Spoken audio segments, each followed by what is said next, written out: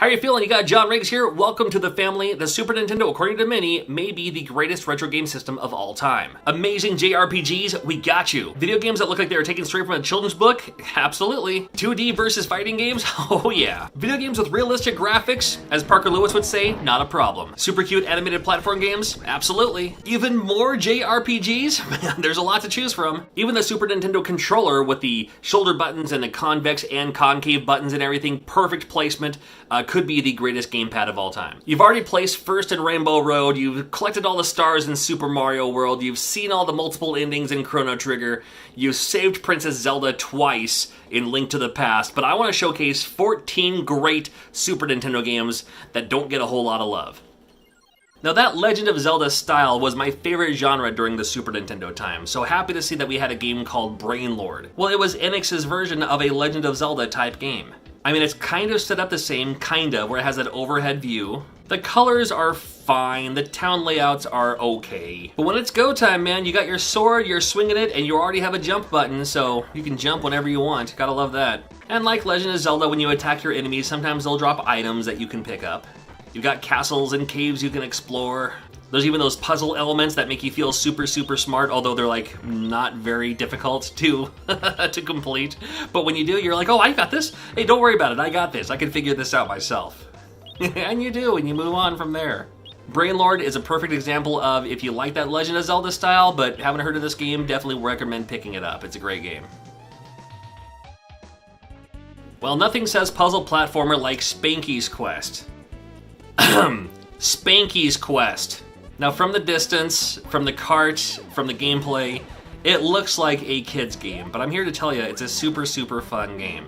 So in Spankys Quest, you play the role of this monkey. I can only assume your name is Spanky. I mean, you are after all going on a quest, right?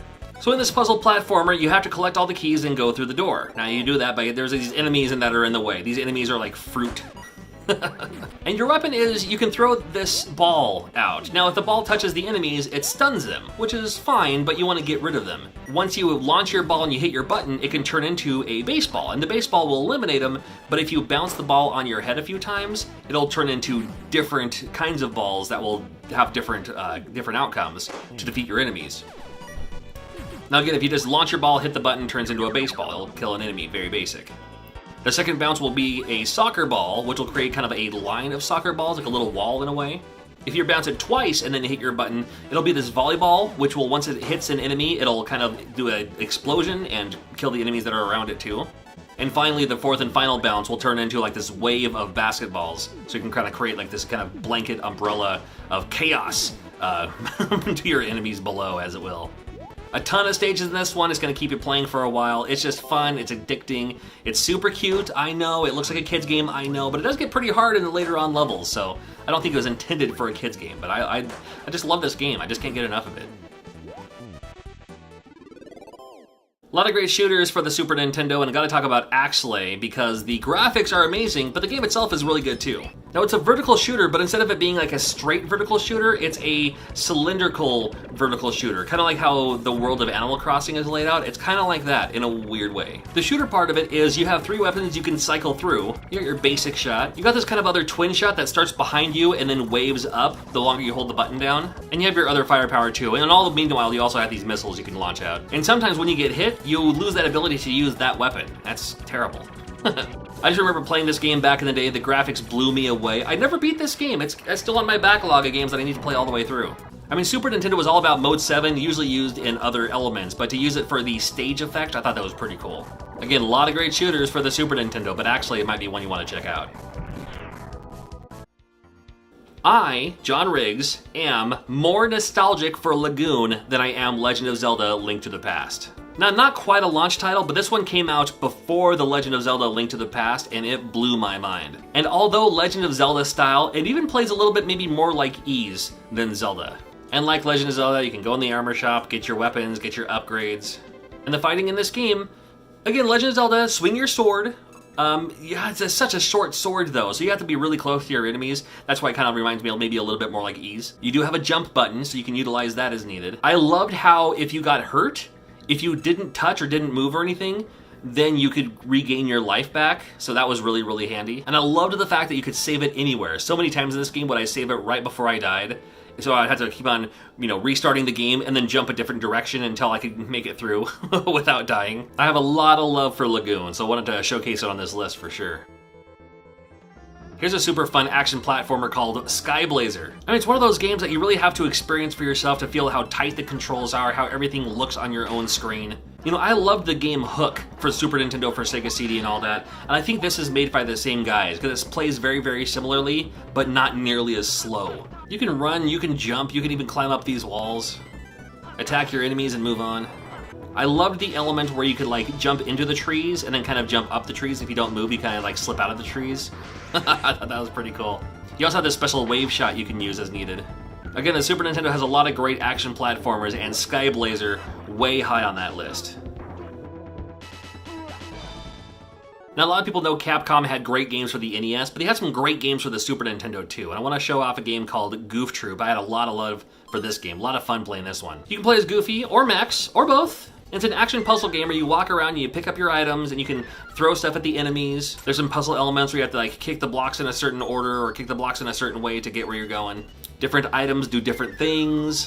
There's certain puzzle elements where you have to kick the things in a certain way to unlock doors. If you get it wrong the first time, it's no problem. Just leave the screen, come on back, it's gonna be reset for you. You'll figure it out. I mean, it's just a game so simple, yet so fun. I had so much fun playing this game, especially back in the day, and even capturing this footage now, it's still great. It's still fun. It actually made me want to finish the video quicker so I could go back and play more of this game. Great two-player game. You want to check out Goof Troop for sure. And in the Games of Bazaar, this is Skuljagger, Revolt of the Westikins. What is a Westikin? Man, I don't know. I'm not even gonna ask. The game just looks kind of simple in nature. I played this because I rented it back in the day. And I don't know, I mean, of all things, it kind of reminded me of a game that may have been available for the Turbo Duo or the TurboGrafx 16 CD or something, I mean, again, this game came out before the whole Pirates of the Caribbean craze, so there weren't really a whole lot of pirate-based games, and I was a huge fan of, the pirate idea, I guess. You run, jump, climb, swing your sword. The graphics admittedly are simple, the gameplay admittedly simple.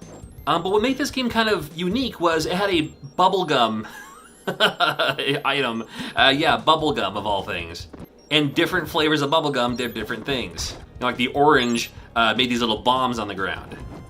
You could pick up grape and it would put you in this bubble. I mean, lime, I don't know who's chewing lime bubblegum, but the lime bubblegum would make you fly all over the place, kind of destroying all the enemies on the screen. You could probably play this game today and say, wow, not great. But I have a lot of fond memories playing this game. I've rented it more than once, that might tell you something. So I'm putting this on the list for me. Maybe not so much for you, but I wanted to showcase it anyway. But one game I think everyone should play is Dragon View. Oh my god, I love this game. Now, Dragon View is Draken 2. Draken came out early in the Super Nintendo, maybe even a launch title, I'm not sure. I liked the idea, but it wasn't great. And this was what made the fun parts about Draken, and then made the stuff that I didn't like about Draken something that I did love. It reminded me of anything a lot like Exile. If you ever played Exile for the Sega Genesis or maybe the Turbo CD. When you're not in town or caves or anything like that, it goes into this 3D mode, and this was state-of-the-art 3D for its time, for me anyway. I mean, I even loved that Atari 2600 style skyline, I just loved it. And a little like Sword of Vermilion, when you run into your enemies, you can see the enemies on the playing field here, and when you run into them, then it turns into a hack and slash style game. Now this game, like a lot of Super Nintendo games of its time, it will have a whole bunch of fetch quests for you, where it's oh, you need this? Well, first you need this. So you go over there, you're oh, I can't do this because you got to do this first for me. And she's oh, come on. But it makes it fun, and hopefully it doesn't deter you too much from the game. But no, I just love the fact that you had your 3D to walk around. You do have your map you can use, and you will be using it.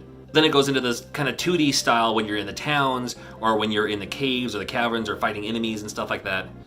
Yeah, Dragon View, very high on my list of some of my favorite, probably in my top 5 favorite Super Nintendo games, for sure. Xardion's pretty cool. I'd recommend checking it out. It's an action platformer where you can play as these robots. I mean, you just move back and forth and up the platforms and shoot the enemies. I mean, pretty basic video game style, right? What sets this one apart is you play as 3 different robots. So you can choose, from one of them that might just shoot or have the ability to shoot upward.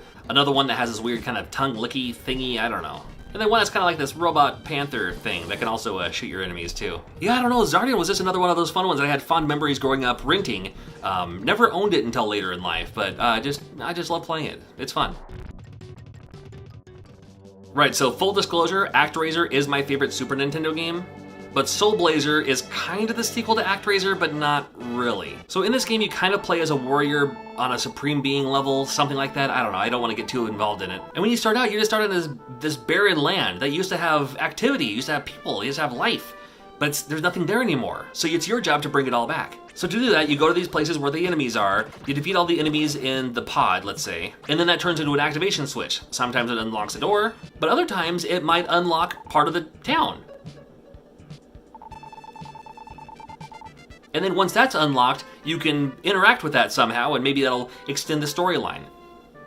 There's so much more going on for Skuljagger. I don't want to spoil it any more than that, but seriously, if you have a chance, please check out Skuljagger. It's so much fun. There are some pretty decent Super Nintendo wrestling games. I'm going to showcase Hammerlock Wrestling just because it was kind of unique. Now, Hammerlock Wrestling is based on Genichiro Tenryu's Wrestling and Romance in Japan. So there was an import version, of course. That was the one that came out in Japan. But when they brought it out in America, they kind of Americanized it. So keep that in mind. But even in the wrestler selection screen, I mean, there's Genichiro Tenryu right there. And some of the other wrestlers might have a vague resemblance of somebody that you may know. I'll be this Great Muta looking guy versus this Shinya Hashimoto looking guy. And if you ever played Tecmo World Wrestling, it's like that, but to the max. Like, there's always these cutscenes above and below, or sometimes it just cuts into two of them at the same time to give you the full motion.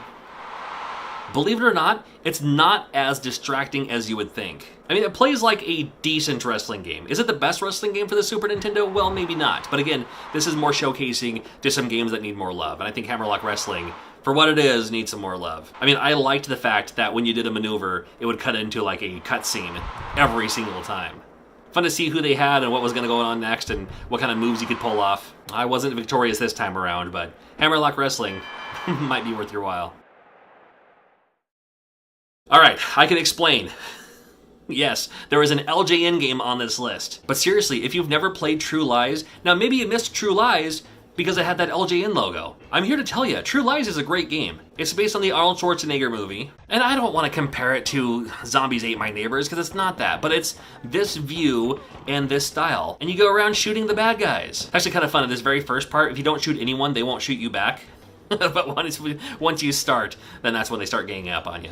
And of course you can pick up better guns along the way, or grenades or whatever, but I mean, this game for what it is, True Lies, it's actually a pretty decent game. And again, like I said, many people may have skipped over it just because it bared that rainbow of doom, but True Lies is pretty neat.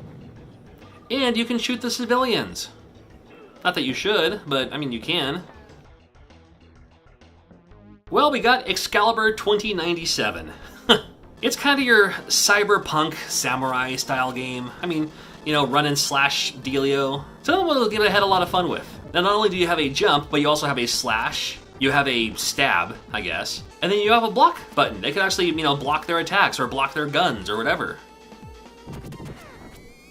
I still wouldn't compare this to Strider as much as I want to, but it's still a fun game. Some of the bosses have some pretty neat things going on here. Oh my goodness. It's one of those, if you played them all before, but you haven't played this one yet, yeah, maybe check it out.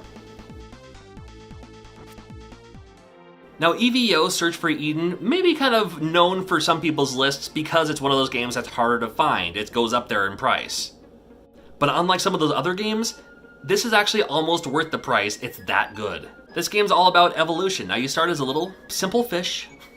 It's all about survival of the fittest. So when you defeat these enemies, you get your meat. It's the same meat on every level. Well, the meat will give you health and evolution points. And with those evolution points, you can evolve yourself into a greater fish. Now, when you first start out, you can bite.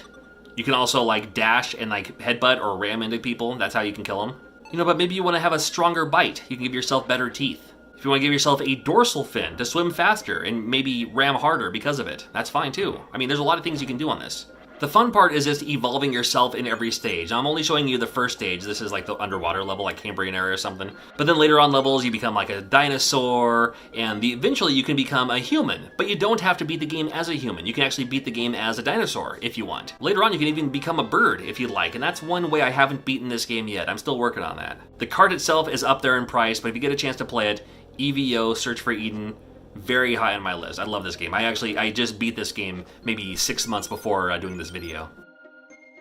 There are so many more great Super Nintendo games out there. I'll do a part 2 eventually, so make sure you let me know what should be added to the list in the comments below. If you dig this style of video and want to see other videos like it of other game systems, I have a whole playlist full of other games that are must play or just games that don't get enough love, stuff like that. Thank you for watching, please subscribe, and thank you for being you.